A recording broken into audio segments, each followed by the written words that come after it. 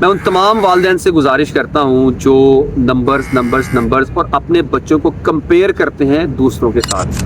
آپ کی کزن کے اتنے نمبرز ہیں، آپ کے کم کیوں؟ آپ کے بھائی کے اتنے نمبرز آئے تھے، آپ کے کم کیوں ہیں؟ آپ کی کزن کے دیکھا، آپ پھپھو کے بیٹے کے. بسم اللہ الرحمن الرحیم. السلام علیکم. آج کا ویلوگ اسپیشلی پیرنٹس کے لیے. آج ہم بات کریں گے ہم اپنے بچوں کو دوسروں کے ساتھ کمپیئر کرتے ہیں، کیا درست کرتے ہیں؟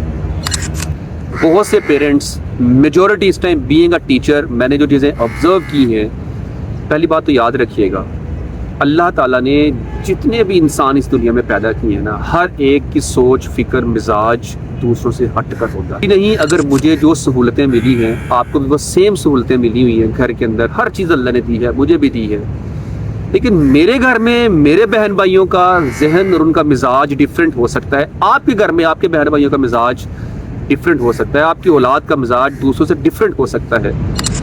یہ کہنا کہ آپ کی کزن کے اتنے مارکس ہیں، آپ کے کم کیوں؟ ڈانٹنا، مارنا، ڈس اپوائنٹ ہونا، بچوں کو بھی ڈس اپوائنٹ کرنا، خود بھی سارا دن کیا بلکہ مہینوں اسی کشمکش میں رہنا.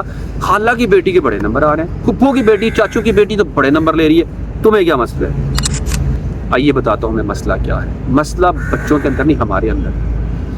ہم بچوں کو اپریشیٹ نہیں کرتے. ایک بچہ جب پیدا ہوتا ہے نا، آپ ایک چھوٹا سا انالیسس کر لیجئے گا.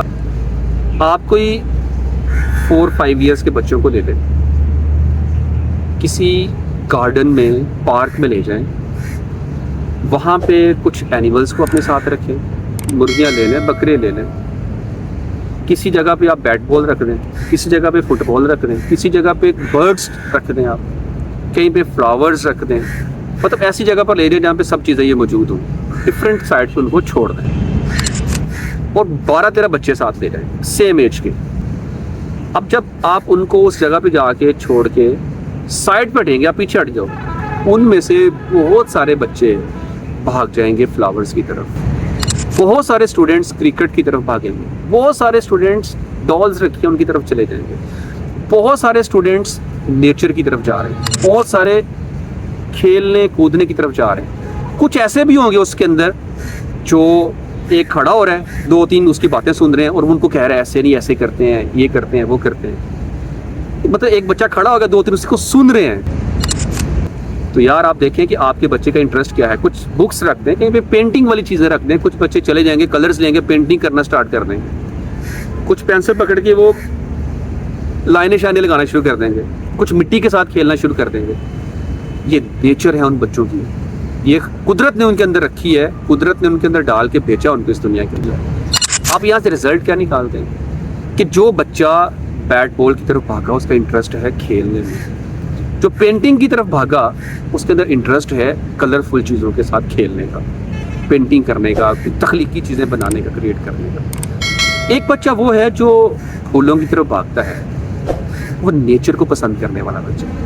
ایک بچہ جو کھڑا ہو جاتا ہے، ساروں کو بتا رہا ہوتا ہے ایسے کرتے ہیں، ایسے کرتے ہیں، 2-3 اس کو سن رہے ہوتے ہیں، اس کے اندر اللہ نے لیڈر والی جو قائدانہ صلاحیت ہے نا، وہ ڈال کے بھیجی ہوئی ہے، اور باقی بچے اس کو سن رہے ہیں، اس کو دیکھ رہے ہیں. یار ہر بچے کا مزاج اللہ نے ڈیفرنٹ بنا کے بھیجا ہے. ہو سکتا ہے آپ کا بچہ اسٹڈی میں بہت اچھے مارکس نہیں لے رہا، لیکن اور بہت ساری چیزوں میں بہت کریٹو مائنڈ رکھتا ہوں.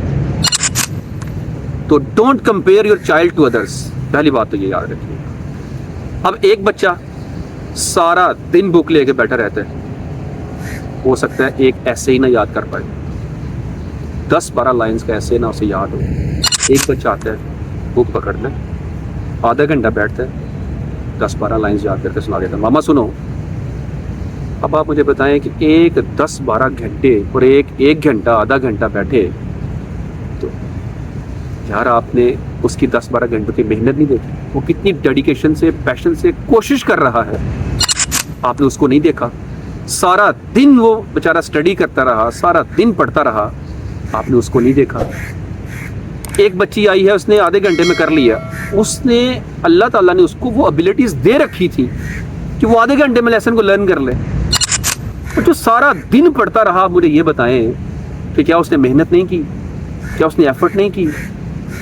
اس نے اس سے کئی گنا زیادہ محنت کی ہے. اللہ نے اس کی میموری کو بنایا ہی اسی طرح ہے. سلو لرنر ہے، وقت لگتا ہے. آہستہ آہستہ شاید وقت آئے گا وہ آنے والے ٹائم میں جب بہت زیادہ میچورٹی آئے گی تو وہ بہتر ہو جائے گا. تو آپ اس کی سارے دن کی محنت کو آپ کیا کہہ دیں گے, تمہیں تو آتا ہی نہیں ہے, وہ دیکھو اس نے یاد کر کے سنا دیا, پڑھنا نہیں ہے, تم ہو ہی نالائق, تم یہ ہو, تم وہ. اس کا قصور ہے, اس نے تو آپ پوری محنت کی ہے لیکن اس کے مائنڈ میں چیزیں نہیں سٹور ہو پا رہی, اس کا انٹرسٹ نہیں تھا اس کے اندر, یا انٹرسٹ ہونے کے باوجود بھی وہ اس طرح لرن نہیں کر پا رہا. یہ اللہ نے بنایا بنا اس کے ذہن کو. تو میں اور آپ کون ہوتے ہیں اس کو جج کرنے والے کہ بھئی تم نالائق ہو, تم یہ ہو, تم وہ ہو. ہمیں اس طرح کے بچوں کو اپریشیٹ کرنا چاہیے. بلکہ میں ٹیچر سے بھی کہوں گا کہ آپ اپنی کلاس میں اسٹوڈنٹس کو دیکھیں کہ جن بچوں کے مارکس یوزلی ایوریج مارکس ہوتے ہیں, 50% مارکس ہیں, یار کبھی کسی ٹیسٹ میں وہ تھوڑے سے اچھے مارکس لیتے ہیں نا, ان کو گڈ دے دو. کیوں دے دو گڈ؟ یار وہ 30 میں سے 15 نمبر اگر لے رہا تھا تو آج اس نے 20 نہیں ہے. اس 20 لینے کے پیچھے اس نے پتہ نہیں کتنی دن رات محنت کی ہوگی. تو آپ اس کو اگر نمبرز نہیں دیتے ہیں تو وہ ڈس ہرٹ ہوگا, وہ چھوڑ دے گا, کہے گا کہ میں نے اتنا پڑھا ماما, اتنا پڑھا, نمبر پھر بھی نہیں آئے, تو فائدہ کیا پڑھنے کا پھر. تو میں پیرنٹس سے اسپیشلی یہ کہنا چاہوں گا کہ اگر کبھی کسی کلاس کے اندر اس طرح بچے کو مارکس دیے جائیں تو اسٹوڈنٹس اکثر گھر جا کے کمپلین کرتے ہیں, دیکھو جی مجھے تو اتنے نمبرز دیے, اس نے کچھ بھی نہیں رائٹ کیا, اس کو اتنے نمبرز دے دیے. تو ڈونٹ کمپیئر اینڈ جج یور چائلڈ ٹو ادرس. نہ کرو. کیوں نہ کرو؟ اس لیے کہ آپ کے بچے کو اللہ نے بہت ابیلٹیز دی تھیں, ٹیچر نے اس کو تھوڑے سے کم مارکس دیے کہ اس کو احساس ہو نیکسٹ ٹائم اور پڑھنا اور اچھے نمبرز لینے. اس بچے نے دن رات محنت کی تھی, ٹیچر کو اندازہ ہو چکا کہ اس نے پڑھا ہوا ہے, یہ ایوریج سے زیادہ مارکس لے رہا ہے. تو ٹیچر نے اس بچے کی ابیلٹیز کو دیکھتے ہوئے, اس کو کانفیڈنس دیتے ہوئے, اس کو تھوڑے سے اچھے مارکس دے کے گڈ بھی دے دیا, 20 نمبر پہ گڈ, یار very good, very well done, keep it up. تو آپ مجھے بتائیں کیا ایک بچہ جو 6 7 8 گھنٹے پڑھ رہا ہے اور 20 نمبر لیتا ہے 30 میں سے, آپ good marks, excellent, cap it اپ اگر آپ اس کو اسٹیٹس دے دیتے ہو تو اس کا دل خوشی سے کھل اٹھے گا نہیں اٹھے گا؟ اور وہ کہے گا یار میں نے اگر 10 گھنٹے پڑھا تو میں 2 گھنٹے اور پڑھوں گا اور اچھے نمبر لیں گے. تو پیرنٹس کو بھی یہ چیزیں سمجھنی چاہیے. آپ کے بچے کو اللہ نے اگر وہ ابیلٹیز دی ہیں نا کسی دوسرے کے اندر نہیں بھی ہو سکتی, یار آپ اپنے بچے کو نہ کرو اس طرح زیادتیاں کے ساتھ. مجھے امید ہے میں اپنی بات جو سمجھانا چاہ رہا ہوں سمجھا چکا ہوں آپ کہ ہر کوئی ڈاکٹر عبدالقدیر خان نہیں بنتا, ہر کوئی پائلٹ نہیں بن جاتا, ہر کوئی ڈاکٹر ہی نہیں بنتا, ہر کوئی انجینئر ہی نہیں بنتا. اللہ تعالیٰ کا قانون ہے, اللہ نے نظام چلانا ہے. ہر ایک ڈپارٹمنٹ کا بندہ اللہ نے اسی قوم سے نکال رہا, ہر کوئی لیڈر نہیں بنتا. آپ اس طرح اپنے بچوں کو دوش نہ دیا کریں, اپنے بچوں کے انٹرسٹ کو دیکھتے ہوئے ان کو وہی ڈسپلن, وہی سبجیکٹ دیا کریں. آنے والے ٹائم میں بھی کچھ بچے وہ ہیں, میں جانتا ہوں اپنی کلاس میں بھی کچھ ایسے اسٹوڈنٹس ہیں جن کی ڈرائنگ آؤٹ اسٹینڈنگ ہے, بہت آؤٹ اسٹینڈنگ ڈرائنگ ہے. بلکہ میں پیرنٹس سے کہوں گا کہ اپنے بچوں کو اس طرف لے کے جائیں کیونکہ ان کا انٹرسٹ ہے, وہ بڑا کمال رکھتے ہیں اور وہ ایسی ایسی ڈرائنگ کرتے ہیں, آپ کھڑے ہوتے ہیں تو کھڑے کھڑے اسکیچ بنا کے آپ کے سامنے رکھ دیتے ہیں. اگر ان کو ٹرین کیا جائے پراپر تو وہ کس لیول تک جا سکتے ہیں. یہ بھی ڈپارٹمنٹ ہے نا, تو بچوں کے انٹرسٹ کو دیکھتے ہوئے آپ نے ڈیسائیڈ کرنا. یہ نہیں کر لینا کہ بھائی بس میں نے کہا ڈاکٹر بننا ہی ڈاکٹر ہے, کچھ بھی ہو جائے, میں نے آپ کو بنانا ہی ڈاکٹر ہے. وہ بیچارہ پتہ نہیں کیسے کر کے پاس ہو رہا ہے اور آپ اسے ڈاکٹر کے بنانے کے پیچھے پڑے. وہ اس طرح بچوں کو ویسٹ کرتے ہیں. امید کرتا ہوں کہ وہ بات سمجھ آ چکی ہوگی تو میں سمجھانا چاہ رہا ہوں. Thank you.